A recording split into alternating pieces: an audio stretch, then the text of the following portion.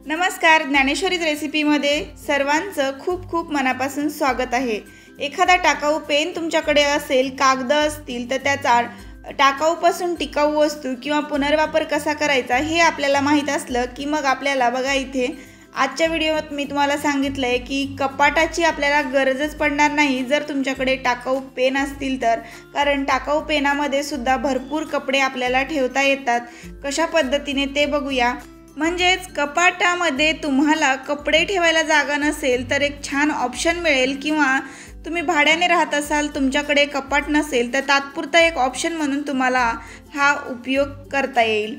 आता आपण सुरुवातीला एक टीप बघतोय, ती म्हणजे आपण अशा प्रकारचे जे काही ऑलवरती काहीतरी अडकवण्यासाठी हे स्टिकर आणतो आणि यावरती काहीतरी आपण अडकवतो। तर या हुकांचा काही दिवस आपण वापर करतो, काही महिने याला वापरतो, त्यानंतर याचा चिकटपणा आपोआप कमी होतो आणि एखाद्या दिवशी ते गळून पडतात खाली। तर हे हुक आपण बिनकामाचे आहेत म्हणून फेकून देतो, पण याच टाकाऊ हुकांना जर पुन्हा रिन्यू केलं तर अशा पद्धतीने ते रिन्यूसुद्धा होऊ शकतात। त्यामुळे नक्कीच या हुकांना पुन्हा फेकून देऊ नका, नवीन हुक्स आणण्यामध्ये खर्च करू नका। जुन्याच हुकांना बॅक साईडला जो डबल टेप असतो त्या डबल टेपला दुसरा डबल टेप कट करून लावायचा आणि तो डबल टेप सहजच भिंतीला पुन्हा एकदा स्टिक होतो आणि आपल्याला पुन्हा त्याच हुकांचा वापर करता येतो। पुन्हा त्यावरती भरपूर पैसे खर्च करावे लागत नाहीत। तर त्या जुन्याच हुकांचा पुन्हा अशा प्रकारे टाकाऊपासून एक पुन्हा एकदा टिकाऊ वस्तू होते आणि त्यालाच रिन्यू करून किंवा त्याचाच रियूज करून आपण अशा पद्धतीने वापर करू शकतो। पुन्हा त्याच ठिकाणी मला जिथे हवं होतं तिथे मी हे हुक स्टिक केलं आणि त्यावरती मी आता हे लहान मुलांचं जे काही मुळाक्षरांचं पॉम्पलेट आहे तर ते मी यावरती अडकवलेलं आहे। तर हा बघा इथे अशा प्रकारे हुकचा मी रिन्यू केलेला आहे, रियूज केलेला आहे, त्याला पुन्हा एकदा रिन्यू करून मी वापर करते। तर अशा पद्धतीने पैशांची बचत करणारी ही एक टिप होती, नक्कीच आवडली असेल अशी आशा करते। टाकाऊपासून एक टिकाऊ वस्तू तयार झाली, ती टाकाऊ वस्तू आहे म्हणून फेकून दिली असती तर तिथेच आपले पैसे भरपूर वाया गेले असते पुन्हा नवीन हुक आणण्यामध्ये।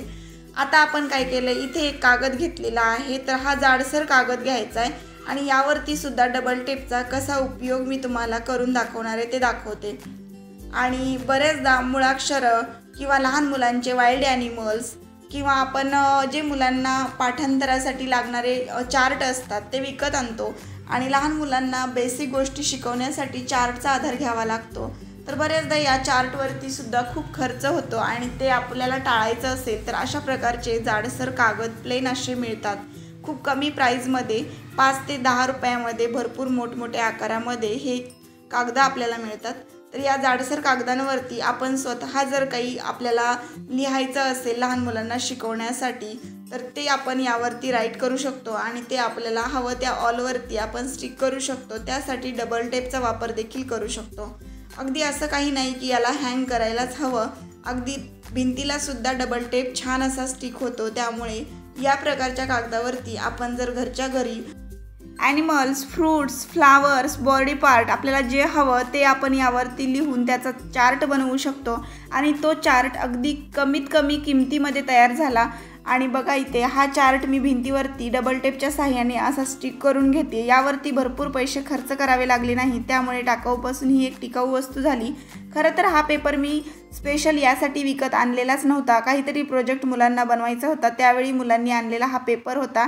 अगदी टाकाऊ म्हणून तो तसाच पडलेला होता, त्याचा वापर मी पुन्हा एकदा केला आणि याचा छान असा चार्ट बनवलेला आहे ज्यावरती मुलांना छान असा अभ्यास करता येईल बरेच दिवस, काही महिने तरी हा अजिबात खराब होणार नाही जोपर्यंत याला कोणी खराब करत नाही। मुलं कधी कधी खराब करतात, पण शक्यतो हा जाडसर कागदाचा आहे, छान व्यवस्थित स्टिक केला ऑलवरती तर आपण हा बरेच दिवस वापरू शकतो, खराबही होत नाही। नक्कीच तुम्हाला हा सुद्धा वापर आवडला असेल अशी आशा करते। बनवायलाही सोपं आहे आणि विकत चार्ट आणायला गेलो तर त्यावरती सुद्धा भरपूर पैसे खर्च करावे लागतात। घरच्या घरी नक्कीच तुम्हाला हा चार्ट बनवलेला आवडला की नाही नक्की सांगा। आवडला असेल तर व्हिडिओला लाईक करा, चॅनलला सबस्क्राईब करा, नवीन असाल तर चॅनलला सबस्क्राईब आत्ताच करून घ्या। कुठल्या भागातून आणि कुठल्या शहरातून माझा हा व्हिडिओ तुम्ही बघत आहात ते मला कमेंट बॉक्समध्ये सांगायला मात्र विसरू नका। सगळ्यात महत्त्वाचं म्हणजे तुम्हाला माझ्या टिप्स आवडत असतील तर पूर्ण व्हिडिओ बघितल्यानंतर हा व्हिडिओ जो आहे तो तुमच्या मित्रपरिवारासोबत शेअर करत जा। आता आपण वळतोय आपल्या महत्त्वाच्या आणि मेन टॉपिककडे, तो म्हणजे पेन। आपल्याकडे टाकाऊ असलेले पेन असतात त्या पेनाचा वापर करून घरगुती कपाट कसं बनवायचं ते बघतोय। कपाटाची तुम्हाला गरजच पडणार नाही। मी तर म्हणेन की तुम्ही एका पेनामध्ये भरपूर कपडे ठेवू शकता, कारण हा पेन जो आहे तो प्रत्येकाच्या घरामध्ये वापरला जातो। आणि आता बघा, आपण वारंवार रिफिल आणून तर यामध्ये टाकत नाही। बऱ्याच वर्षांपूर्वी आपण जेव्हा स्कूलमध्ये असायचो तेव्हा काय करायचो की वेगवेगळ्या रिफिल्स पुन्हा एकदा नवीन घेऊन त्याच पेनामध्ये टाकून वापरले जायचे पेन, पण आता तसं होत नाही। बऱ्याचदा पेनसुद्धा तसेच पडलेले राहतात आणि टाकाऊ वस्तू म्हणून आपण त्याला फेकून देतो। तसं न करता या पेनाच्या वरती जे रबर असतं ते रबर नक्की काढून घ्या। रबराचे असे 4-5 तुकडे करून घ्या। तर मी सुद्धा इथे 4-5 तुकडे केलेत। आणि बघा, चार्जरचे वायर घरामध्ये खूप असतात, तर हे चार्जरचे वायर असतील तर तुमच्याकडे सुद्धा नक्कीच असतील, जसे माझ्याकडे खूप सारे साठलेले आहेत आणि मी त्याचा रियूज करायचा ठरवला आहे। तर मी इथे आता भरपूर याचे कपाट बनवून ठेवणार आहे, ज्यामध्ये माझ्या कपाटातले भरपूर कपडे बसतील आणि कपाट थोडंसं तरी मला त्यामध्ये स्पेस तयार होईल, कारण खूप गच्च झाले आणि त्यातले कपडे आपण आता यामध्ये ठेवतोय। तुम्हाला सुद्धा काही प्रॉब्लेम असेल, कपाटामध्ये जागा नसेल, तर हा उपाय करू शकता। घरात खूप सारे वायर असतात, त्या वायरचा रियूज होतो आणि बघा, पेनाचा सुद्धा रियूज झाला आहे। हे रबर खूप कामी येणारं आहे। पेन तर कधीच वाया जात नाही आपला, त्यामुळे त्यावरचं रबर नक्की काढून घ्या। मी सुद्धा अशा प्रकारचे कपाट माझे भरपूर बनवून ठेवलेत पेनापासून। तर या पेनापासून बनवलेल्या कपाटामध्ये इतके कपडे बसतात, तुम्ही विचारच करणार नाही की खरंच हे इतकं युजफुल आहे म्हणून, आणि यापुढे पेन कधीच फेकूनसुद्धा देणार नाहीत।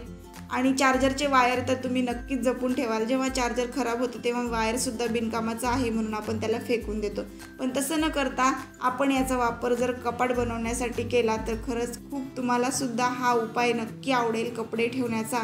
जर तुम्ही बाहेर राहत असाल, हॉस्टेलवर असाल किंवा बॅचलर असाल, कपाटाची सोय नसेल तुमच्याकडे, कपडे ठेवायला कशाचीही सोय नसेल, तर तुम्ही या चार्जरच्या तुकड्याचा किंवा चार्जरच्या वायरचा वापर करून घरगुती कपाट बनवू शकता। जे तुकडे मी कट केले होते पेनाचे, ते एका बाजूने चार्जरचं वायर जे होतं ते मध्ये फोल्ड केलं आणि त्यामध्ये हे तुकडे असे ओवून घेतलेत।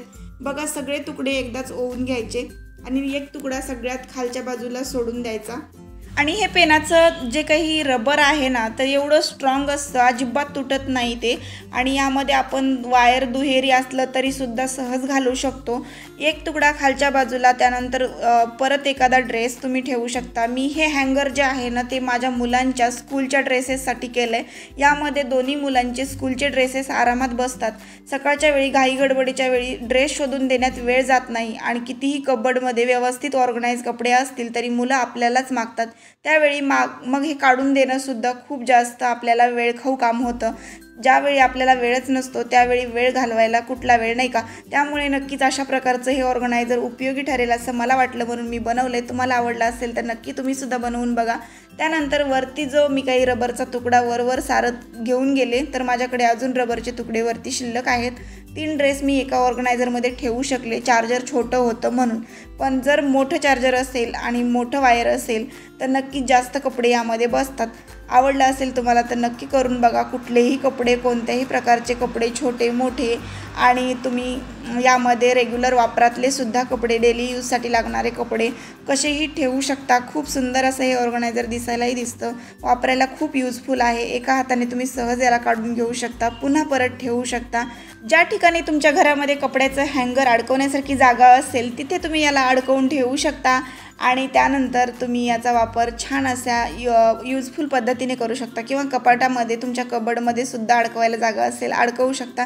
आजचा व्हिडिओ सगळ्यांना आवडला असेल अशी आशा करते। व्हिडिओ आवडला असेल तर लाईक करा, शेअर करा, कमेंट करा, चॅनलला सबस्क्राईब केलं नसेल तर सबस्क्राईब करा। पुन्हा भेटू अशाच एका छानशा व्हिडिओसोबत। धन्यवाद।